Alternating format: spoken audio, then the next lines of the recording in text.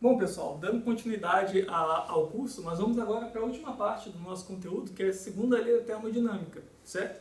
A segunda lei da termodinâmica, ela vai definir uma nova variável de estado chamada entropia. Mas antes de chegar na entropia, nós vamos ver todo o desenvolvimento histórico que der origem à segunda lei.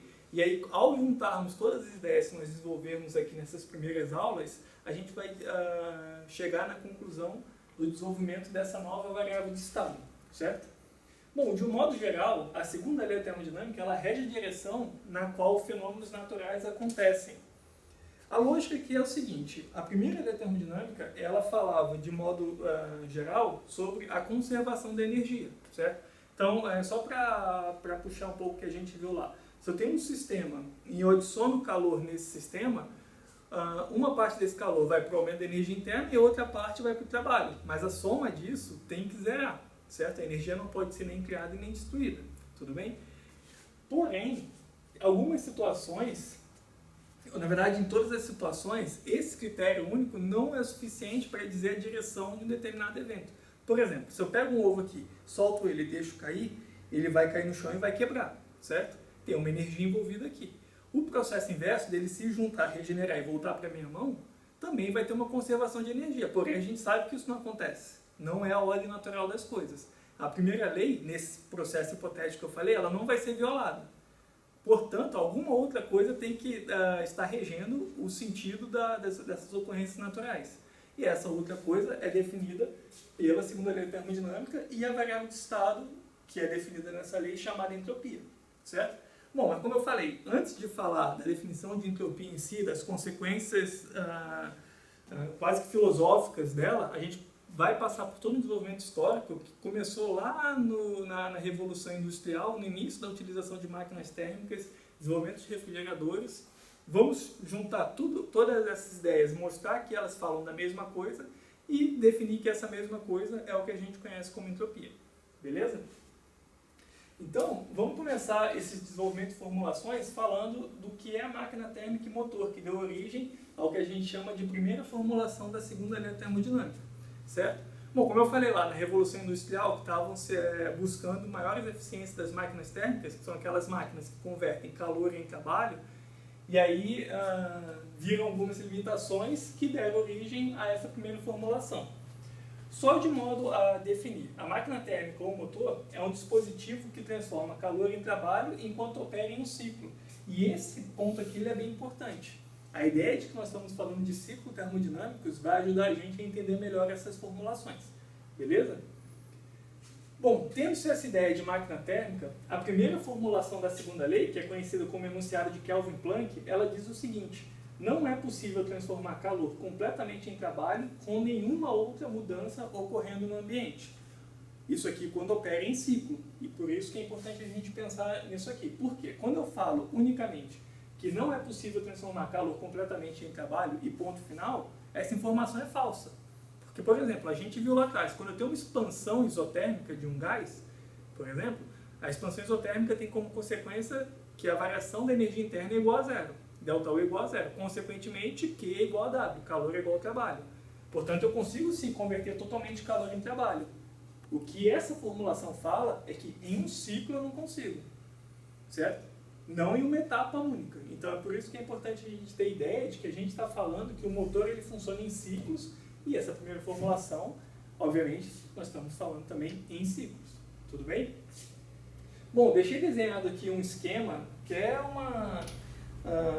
um esquema ilustratório sobre como é o funcionamento de um motor, certo?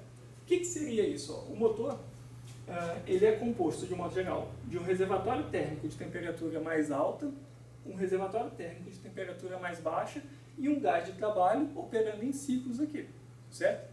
Então, o que acontece? Esse reservatório térmico de temperatura mais alta doa energia na forma de calor para esse ciclo termodinâmico e através dessa quantidade de energia que foi doada, uma parte de trabalho, uma parte é convertida em trabalho e uma outra parte é descartada na forma de calor no reservatório térmico de temperatura mais baixa, certo? Isso aqui para cada ciclo. Bom, o motor ideal, o motor perfeito, melhor dizendo, seria aquele que nenhuma energia fosse descartada, certo? Ou seja, toda a energia que foi adicionada nele na forma de calor seja convertida em trabalho. Porém, é exatamente isso que a primeira formulação da segunda lei diz ser impossível, certo? Antes de falar da parte matemática, só chamar a atenção num ponto aqui da ideia do que é um reservatório térmico, para a gente lembrar o que a gente viu lá no início do curso. Bom, a gente viu lá pelas equações de calor sensível que quando tem um calor fluindo de um corpo ou para um corpo, a consequência disso é que se não tem mudança de fase, tem variação de temperatura, certo? Só que a variação de temperatura, ela é inversamente proporcional à capacidade térmica. Quanto maior a capacidade térmica de um corpo, menor é a variação de temperatura para uma dada quantidade de calor que flui para ele, ou flui dele, certo? Reservatórios térmicos são sistemas que possuem capacidade térmica tendendo ao infinito. Consequentemente, o fluxo de calor não gera variação de temperatura. Então, mesmo que esse reservatório térmico de temperatura mais alta esteja perdendo energia na forma de calor, ele vai manter a sua temperatura, certo? Num carro, por exemplo, que é um motor de combustão interna, aconteceu de novo? Não, podemos continuar. Num carro, que é o motor de combustão interna, esse reservatório térmico está dentro do motor. E esse calor ele é cedido pela queima do combustível. O combustível queima lá na mistura de ar, né, do oxigênio do ar, com o combustível, está gerando calor continuamente, e aí nós temos aquilo ali como se fosse um reservatório térmico. A temperatura está sempre alta, está sempre cedendo energia para o motor trabalhar. Tudo bem? Bom, se a gente fosse pensar, como eu falei, mais eficiente é o motor, quanto mais trabalho ele pode produzir para uma determinada quantidade de calor adicionado nele. Consequentemente, a gente pode definir a eficiência em termos de equação como sendo um trabalho efetuado por uma determinada quantidade de calor, certo? Duas coisas. Primeiro, por que a gente utiliza módulo aqui? Porque os sinais de trabalho e calor dependem do referencial, certo? Por exemplo, se eu pegar a ideia aqui do QH, se eu tomo como referencial o reservatório térmico aqui, que está perdendo, está saindo essa quantidade de energia, aquele valor é negativo. Se eu tomo como referência o nosso ciclo termodinâmico aqui, aquele valor é positivo, certo? Então, para não ter essa confusão de sinais, nós utilizamos aqui os módulos, tudo bem?